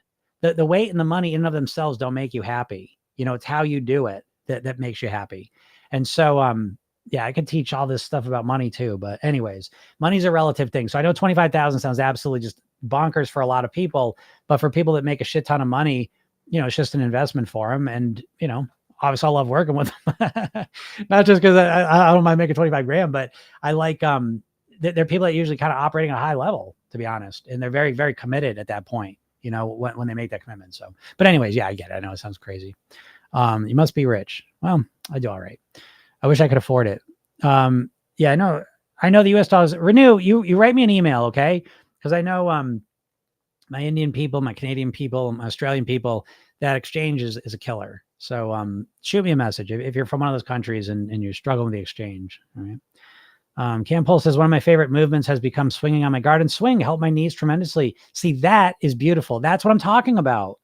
You see, because what we've done with the fucking diet industry is we just keep thinking about calories. So when you think about exercising, you're thinking specifically, how many calories am I going to burn? But really, you want to think about the movement in a more generalized way. Because let's just say swinging on a swing, that's perfect, actually. Because I did the same thing. You know, my main exercise has been to help me master my weight is yoga. And I'm talking about the most gentle yoga of all, where I'm burning 0 calories. I'm practically sitting there, but it's helped me master my weight. So we have to look at the other effects that these things have on you. So let's just say swinging. So you're like, oh, that's not going to burn any calories. It's bullshit. And so it's important that you realize, well, it's swinging, maybe not burning a lot of calories, but you're feeling happy, you're moving, you're breathing more, you're out in the air, you feel younger, you feel happy, you're looking forward to something. And that is going to impact how you eat. That's going to impact your metabolism, your stress levels, all the rest of it. You see? So once we start thinking in a more holistic way, we can expand our thinking to not just what's going to burn calories. All right. Joy Fulfilled said, I'm trying to understand food marketing, like net carbs. Oh yeah. Food marketing is, I mean, they're professional bullshitters, you know what I mean? And they're really good at it. So it's hard. Quan says, hypnosis for what? On the hypnosis session, I give you, by the way, just if you all go get the hypnosis session, I give you the link in my bio. It's a hypnosis session for weight loss, and it's called The New Thin Me. So again, I'd strongly suggest you listen to it. Carlos says, okay, I know you hate me, but can you still say good luck to me? I absolutely do not hate you at all. And I want you to get the best results possible. So I hope you kill it on the 72 hours. I hope you lose 20 pounds while you do it. And I wish you the best. I really genuinely do. Okay. And yeah, go get my hypnosis session. If you're going to not eat for 72 hours, that might be something you can do in the meantime. Might help you. Gene says, thank you. I always get a nugget of truth when I listen to you. Well, thank you. I hope you appreciate you saying that. Marcy says, what's your favorite way to eat beans? My favorite way to eat beans, I eat a lot of black beans, taco salads. I eat garbanzo beans in my salads. I make garbanzo beans in like a cucumber, tomato, onion salad. So black beans and garbanzo beans are my two biggest ones. And I usually eat the black beans in some sort of Mexican-ish type of dish. And I usually eat the garbanzo beans in some sort of a salad dish, typically. So chapped a bunch of letters there. Says, I've been following your sessions for 5 months and lost 18 pounds so far. Super helpful. Well, that is awesome. And I will screenshot that. Great job. That's so super. Nice job. Proud of you. Casey says, I believe you with the anticipation about food. I order food and get excited when it actually comes. Yeah, exactly. Right. It's nice to notice that stuff for sure. Jim, what's up, Jim? How's it going? You're so late. Yeah, well, I started a little bit late today, but I was hoping you'd be late. I was kind of late. Casey says, I feel regret before it even comes to the door. I love the anticipation. Yeah, Casey. But again, that's why I always say in the program, awareness precedes change. You dieters don't want to be aware of shit. You just want to change everything. But the real secret to mastering your weight is to understand yourselves, become aware of the more granular details that lead to the behaviors on the surface. And once you start paying attention to that, everything changes, So yeah, even recognizing the anticipation part of it, is helpful. Because again, the more dieters explain things in those vaguest of terms, and it's not a wonder why, because dieters have one tool and one tool only. It's willpower. So who gives a shit why something happens? The answer is going to be the same. I'm just going to force myself not to do it. But in Program Yourself, then it's a preventative approach. We're not looking to rely on willpower. We're looking to prevent the problem. And the best example I can give you of that is if you're a non-smoker. You're not a non-smoker because you fight against cravings for cigarettes all day. It's the way you think about cigarettes, your mindset when it comes to cigarettes doesn't create any cravings. So you don't have any cravings to fight with, And that's what I'm trying to say. The more we understand things, the more we can deal with things on a deeper level and prevent them. And like they say, an ounce of prevention is worth a pound of cure. I like to say an ounce of prevention is worth a pound of willpower. And so I like to focus on the preventions piece of things. And so Casey, for you to start to understand the anticipation phase, may help you moving forward. Jim says, I watched the video. Whoops. Oh, shit. Jim says, I watched the video, but I'm not really sure where to start. Where you start now is like I said yesterday, the main thing is to start with your worst eating habit, whatever worst eating habit shows up. And you can let me know what it is, Jim. I'll literally coach you right through it and it'll help other people. But what's your worst eating habit? The habit that shows up. See, by the way, let me just take one step back and I gotta get out of here. But your eating habit, because you dieters don't think in terms of habits. You just think like every day I just got to stop myself from eating the wrong stuff. And so it feels overwhelming. But when you start to realize, I bet any of you, and I don't care where your weight's at, I bet you're 3 habits away from being at your goal weight, or at least being very close to it.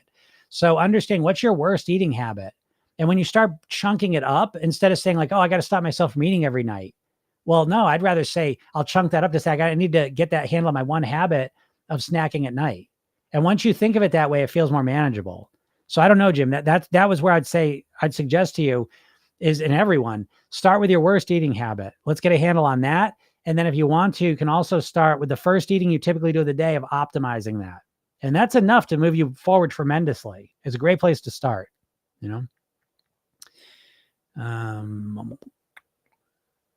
Yeah, Renew says, I love yoga, do it 5 days a week. I agree, it's magical. I love yoga too. I'm a yoga instructor. And oh man, I've really been getting back into yoga. I broke my foot last August, and that really shocking because it wasn't even a bad break. As far as breaks go, it was one of the best ones you could have. Didn't really hurt too much once I got it fixed up. Didn't need a cast. But it messed my walking up for 3 months and I couldn't stretch the way I did and all the rest of it. And everything got tight and thrown off balance, and I'm still recovering from it. But yoga really is, and I feel myself going back towards it even more in depth. Partly too, here's another thing with phases. I was thinking about this. My daughter, she's about to go to college and my son's getting older, and I feel myself moving into another phase of life. And there's some things I'm a little sad about, but there's also a lot of things I'm really excited about because there's a lot more energy. There's a lot more time and energy that I have coming my way. And I will put that back into yoga again because it's been really like 10, 15 years. I haven't done the yoga I want. I've always maintained it. I always do a bit, but I want to go much back deeper into it like I did the first 10 years when I would do it. And I'm so looking forward to that. I find yoga to be just the best. But I'll teach you guys that too. I call my yoga comfortable yoga. So I actually have a program, comfortable yoga. That's one of the bonuses in the program. But yeah, anyways. Carl says, you're so kind. Thanks. Well, you're welcome, Carl. I really do wish you the best with it. Renew says, I love how direct you are. Well, I do attempt to be direct. This is true. No time for beating around the bush and bullshitting you. Plus, especially when it comes to weight loss, right? The whole industry is so full of shit that it's like, I'm not going to waste your time here. What's up, Eileen? Just joined. Sorry. That's all right. It's all right. We're here every day anyways, even though I'm about to get going. Paul says the coaching is so beneficial. I recommend 100%. Love this program. Yeah. And Paul's a superstar. And she's in the coaching program. And it really is. I can't speak enough. And it's funny because someone's saying to me, like, you haven't talked about the coaching much lately. And that was partly because I kind of shut it down a little bit because like I said, this summer I was getting kind of busy. But yeah, the coaching, if you can do the coaching, if you can work with me directly, it's like a life-changing thing. I'm not some, nut job with delusions of grandeur. I mean, this is what I do, and I'm really, really good at it. I've been doing this professionally for 20 years. I've done over 6,000 private weight loss sessions. There are very few of me. There's very few people that work with you specifically to help you to do the things that you should do to master your weight. Very few people do that. I mean, you can go see a psychologist or a therapist, and you're going to go analyze shit. You can see a coach, and they don't really have the weight skills. You know what I mean? Like I am aimed directly into the bullseye of weight mastery and how to influence your mindset and your behaviors to get yourself to do it. It's very, very few people have that. But thank you, Paul. I appreciate you saying that. What's up, Don? How's it going? Happy Friday to you. Mario, how you doing? What if everyone on Earth ate and worked out the same? Would we look same?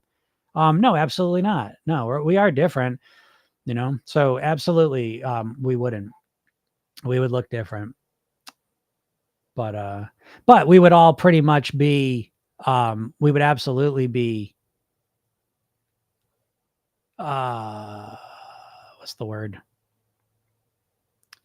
Less obese. I doubt, again, if everyone on Earth ate and worked out the same. Well, it's funny. We can answer your question, actually.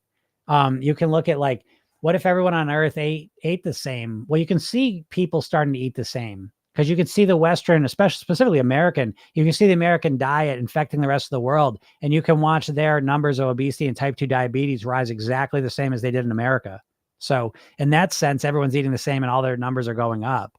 And so, yeah, but if everyone's eating the same as what we had before that, everyone's numbers were way lower. Everyone wouldn't look the same and be the same, but we would much more categorically, we would all be in the same category. We'd be all in the same areas of normal weight and slightly overweight. There'd be way less obesity, just like there was, 100 years ago, there was way less, there was very little obesity, on that scale, Julie says, are there payment plans?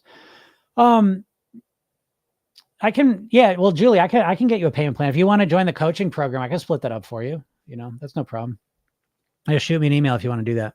Renew says, are you a hypnotherapist? Yes, I'm a hypnotist. And I am a master hypnotist, but I consider myself more a neurolinguistic programming trainer. That feels like more of the techniques I use. But then on top of that, a lot of it is just, I'm also a yoga instructor, but a lot of it is, I think of this area, and this is good and bad, is that I think like being a musician, right? You could be a musician, you could go to music school. It doesn't mean you're going to be, necessarily a great musician.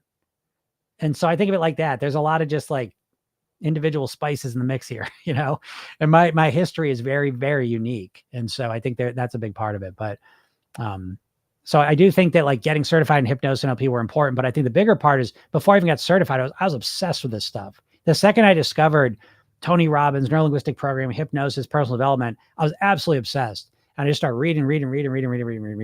I read 50 books a year. I'm obsessed with this stuff. And then I applied all of it really primarily to weight mastery. Now, again, I always say take your weight loss and wrap it in personal development. So really at the end of the day, what I'm really working with my clients on is personal development stuff that helps them live at the weight they want to be. But personal development's really, at the end of the day, that's really what I'm talking about. I'm just wrapping that in weight loss. But I will split those at some point. At some point, there will be like kind of a program yourself then, and there'll be Jim Kitsulis, which will be more generalized hypnosis stuff in the future somewhere. You speak the truth and it's appreciated. Well, thank you. I like to think I am speaking the truth, and it's not truth you usually get to hear. So that's the reason I do this. I'm glad you appreciate it. Thank you. Don says, lose a pound or two before vacation generally equates to a 10-pound gain on vacation. Oh, right, Don. I can't imagine. And again, Carla, I'm on your side. I want to be on your side. It's kind of like, I'm like, what's the thing? Love the sinner, hate the sin type of thing, So it's like, I love Carla, but I hate the approach of trying to starve yourself before the vacation to lose some weight. I don't like that, because I think what's going to happen is exactly that you're going to not eat for 72 hours and you're on vacation. you're going to eat like crazy. It's just so unbalanced, As Carrie says, how's it going? Don says, best decision I made was no timeline. Slow and steady is the best. Yes, absolutely. Jimmy's so sad about his cereal. They really got me with the fitness. I literally, I was mowing the lawn yesterday, Jim, and I was thinking about you with that. And I was laughing because I was saying this at the end. Do not feel embarrassed about that because I've been tricked literally. I mean, it feels like a million times, again, they're professional bullshitters. You know what I mean? The people that make these food packages are the best bullshitters on the planet, and it's just crazy how good they are with it. But, yeah, it's just, so don't feel bad when you get tricked. Just be happy you figured it out, and finish the cereal too. You're not gonna throw the cereal. Just eat it and just don't get it again. Okay. But yeah, they get us. I'm reading that shit right now. It's just crazy, Yeah, Don says it's not rude, it's direct and honest, but my diet brain is gone. So that's right, Don. I know you know right now. Cindy says, I'm very intrigued. Well, good. Yeah, you should be intrigued, right? If you're a person who wants to lose weight and you're just stumbling on me for the first time and you're, I don't want to say, I almost said it. I don't want to say, and you're smart and intelligent, but I did think that. I'm not going to lie. I did almost call the program back in the day. I almost called it weight loss for smart people. And I don't mean to be like, because I'm not the smartest person. I'm really not. But I am an overthinker, and so anyways, but yeah, if you're an overthinker who's a dieter who's struggled with their weight, yeah, you ought to be intrigued with what's going on here, because it's like finally get some answers to things you've been struggling with for probably decades, and even if you don't move forward with the program, at least you got some new insights and realizations why you're doing what you're doing, Don says, how dare my work schedule a meeting while you were live? Gotta run. That's funny. What's up, Astrid? Julie's saying about regular plan, but I need coaching. Yeah. Shoot me a message, Julie. Yeah, the coaching is phenomenal. I mean, it just, I'm not trying to be some nut job egotistical person here, but the coaching, I literally, I've never once not been able to move someone forward. Like I've never had a bad coaching session. I've had like really great coaching sessions and really good coaching sessions. And that's literally it. I mean, I'm obsessed with this stuff. I can tinker in your brain real quick and figure out what the problem is and move you forward. I mean, there's people in the program that are coaching that you've never once, I don't say this to be a conceited asshole, but you've never once seen me struggle. People come, oh my God, everything's going to shit. I binged on everything. It's the worst week ever. This isn't working. This program sucks. Nothing's working. And I turn them around. Like never once has someone come to me in an awful spot and I didn't make them better. I say that to you because again, I want you to know like this is what I do and I'm really good at it. So yeah, Julie, you should get the coaching program. If you feel like you need it, you'll be happy you did it for sure. Brooke says, any binging and food noise advice? I've lost 50 pounds, got gained 10 because I kept falling back into binge. Congratulations, Brooke. Quite an accomplishment to drop 50 pounds. Nice job. And so again, for you, please, Brooke, I say this, I always want to I wish I had better words I could use even, but I'm always trying to convince my people that have lost a bunch of weight, please go to my bio and click the link, get the hypnosis session, but please watch the video. Okay. Because the key thing now is you're into the maintenance phase and you're probably not that great at it because you've never learned how to maintain. No one ever learns how to maintain. They just expect that they're just going to be good at it. And losing weight and maintaining are two totally different things. Okay. So the binging, I would just tell you the binging thing, usually when it comes to binging, what we want to do is diagnose it. And so after you binge, ask yourself, where was I at 6 seconds before I started binging? Where was my hunger level at? How hungry was I? Where were my emotions at? What emotional state was I in? And what habitual things were going on? Is this a habit? Do I always binge on Friday night? Do I always binge as soon as everyone leaves the house on Tuesday when everyone leaves or whatever? So usually it's some combination of these three. And this is the starting point to start to diagnose the binge. Because that's all I binge. What the fuck? That doesn't mean anything. We need way more detail. Okay. And once we have more detail, then we can get strategic in the solution that we create for it. Okay. So I hope that makes sense. Yeah, I eat ice cream on my pleasure day. That's a good one. Right. Ice cream's good on a pleasure day. Jim says, what do you think about body neutrality? It's funny. Someone asked me that the other week. I don't think I really get it, but I guess it feels, I didn't like it at first glance just because it was kind of like you're neutral. Like, oh, my body's my body. And it's like, what? I just like my body the way it is. I don't get that at all. When I was 50 pounds heavier, I don't want to feel neutral about my 50-pound heavier body. I didn't feel good. I slept like shit. I was always sweating. I felt like shit. So I don't want to be neutral about feeling like shit. So I don't understand that part. Maybe it's just a body neutrality of not feeling bad about yourself, which I love. I don't think anyone should feel bad about their body. Okay. You can not like the situation it's in and want to change it, but I think you should always love yourself and feel good. So the neutrality thing, I don't know. I kind of saw it once and I never went in depth with it because I don't really have time for all the bullshit and everything seems like bullshit. And if something's not bullshit, you people will come to me pre-vetted and I will look into it. But the body neutrality at first glance just seemed like just one more, I swear, it's just like people just throwing things at a dartboard just to pick fucking words and put an idea together. And I don't think there's any philosophy. That's why I tell you, like I've been doing this personally for 30 years, building this plan, and then 20 years testing it out with real people. And it's like, I don't feel like anyone thinks about weight as completely and totally and as obsessively as I do. I am obsessed with this. Folks, I do this every Monday through Friday. I talk just for free for an hour to 2 hours, helping you all out. Like, and that's just this. You don't see my coaching calls, which I do 3 group coaching calls a week. I do 2 classes a week, and I got multiple private coaching calls I do a week. You know what I mean? And then I'm reading the week. I'm doing lessons. It's like I'm recording sessions other times. I mean, this is what I do. You know what I mean? It would probably get my brain checked with it, but I'm obsessed with it. So the body neutrality shit, I don't know. It just seems like one more just like, let's just call it this, because people, they're always hating their body or just obsessed with their body. Neutral. I don't know. So maybe I'm missing the point. If I am, let me know and I will look deeper to it. But that was my first thing. Hey, Astrid said I planned it and enjoyed it more. Astrid, I'm so proud of you. That's one of those hardest barriers for people to get through, is to actually plan the pleasure they didn't do it. And so I'm really proud of you, Astrid. So great job. And now we want to notice how that impacts the other days. Okay. So great job. I'm proud of you. Cindy says, what do you think? What are your thoughts on eat right for your blood type diet? I think it's probably mostly bullshit, but I do think that there's eating right for your type. You know what I mean? So I think a lot of times we put a lot of meaning in the blood thing, when in reality, if we just listen to ourselves, we would know, oh, I feel better when I eat meat. I eat better when I eat more vegetables. I eat better when I eat fish and this. I eat better when I do this. So again, I would skip the blood type stuff because I don't know how even accurate or real that is. And I'd start saying, let me pay attention. Let me eat this way. Let me notice, how do I feel after I eat the meat? What if I eat a little less meat? Oh, I feel good.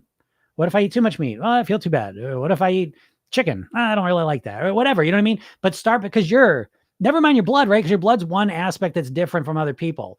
But there's a million things that make you different than other people beyond just your blood. So fuck the blood. And let's just say, let me pay attention when I eat this way. I don't like that. I like that. And keep building it that way. That's my thoughts on it.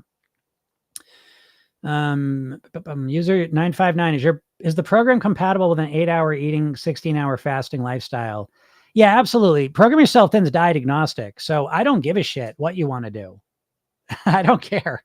I'm here to help you do what you want to do, because that's what I'm trying to say. The number one core rule of Program Yourself Thin is that there's no right or wrong. There's only what works for you, with the exception of structuring your reading. I believe you do need to structure your reading, which you're already doing, because a 16-8-hour is a way to do that. But I think that you've got to figure out what works for you. So again, you hear me shit talk keto and carnivore and all this different stuff. But if someone comes in the program, and that's what they do. I've helped many people that want to do a carnivore diet. I don't care. I don't want to do a carnivore diet. But if you want to do a carnivore diet and you feel best doing that, let me show you how to get yourself to do it. You know what I mean? So that's how I approach it. I never care what anyone wants to do. I want to help them do what works best for them. So yeah, whatever you want to use, the program helps you do it with that. Jim says, also, I binged on the cereal today. I'm so embarrassed. I feel like shit. Don't be embarrassed, Jim. Again, the real secret to changing your eating is to pay attention to the consequence. 6 seconds after you finish eating, pay attention to the consequence, physically, mentally, emotionally, of the behavior. And that's the secret. And so I knew you got the cereal. I just told you that. I told you before I even read that. I said, just eat the fucking cereal. You're going to eat it anyways. Just eat it. Take the L. You got tricked. Okay. And then just do better next time. Program Yourself Thin's built around the 1% better a day philosophy. You dieters try to get 100% better in one day.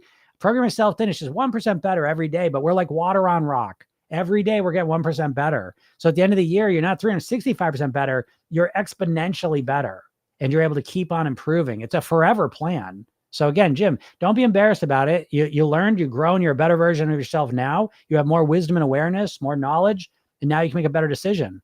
Okay. And that's all we're talking about. You keep doing that next year, you're in a totally different spot. Lorena, what's up? How's it going? Long time no see. I'm recovering from septoplasty surgery and a little bit off from right things. And my number is the same. It was beginning of the year. What is septoplasty? I know rhinoplasty is a nose. Is that a septum? Okay, nasal septum.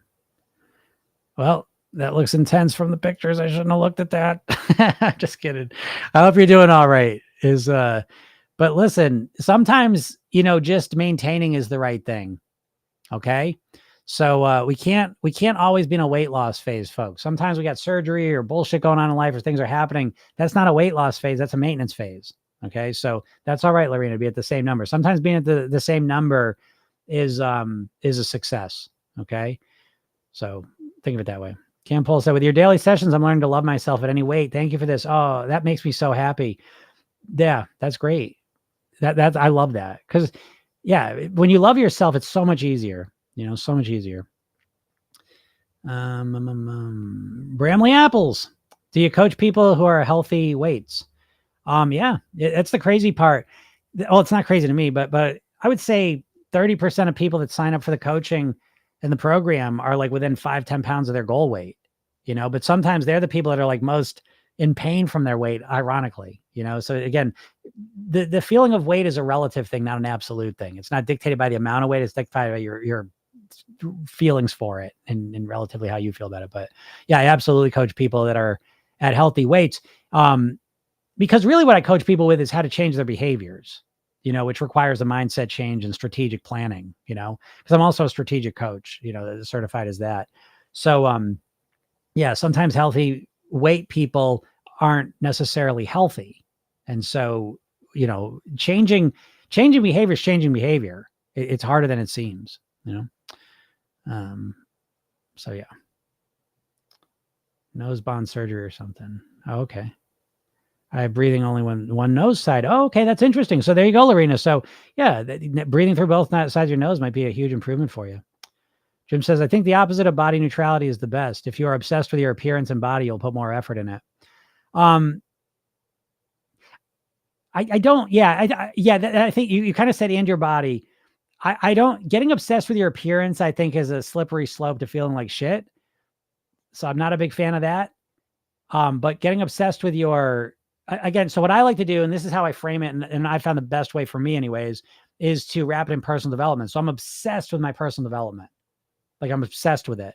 I'm obsessed with, again, right at the top of the list for me, I want to be the dad I want to be. Most important thing in my life, followed very close by being the husband I want to be, then being the son I want to be, being the brother I want to be, being the family member I want to be, the friend I want to be, being the business coach I want to be. I want to be the owner of a coaching business, being able to help people, running a business I want to run, living the lifestyle I want to, doing yoga, playing basketball, playing guitar, all the personal development stuff I love doing. I'm obsessed with this stuff. And so for me to be able to succeed with those things, I need to fuel my body and live the healthy lifestyle that actually also keeps me at the weight I want to be at. So for me personally, I love getting obsessed with those things, and the body kind of follows, So I get getting obsessed with appearance, so I think is a slippery slope, but I think getting obsessed with your body and personal development, I don't see where the problem is there. And even getting obsessed with health, and all health, not just physical health, but mental and emotional health as well. So I find that to be the best focus for me. So, oh man, soon I can breathe first time with both sides. That's exciting. That's exciting. Jim says, oh no, once again, I'm wrong. But again, Jim, don't feel bad about that. I can't stress this enough. I went through being wrong, right, wrong, right, wrong.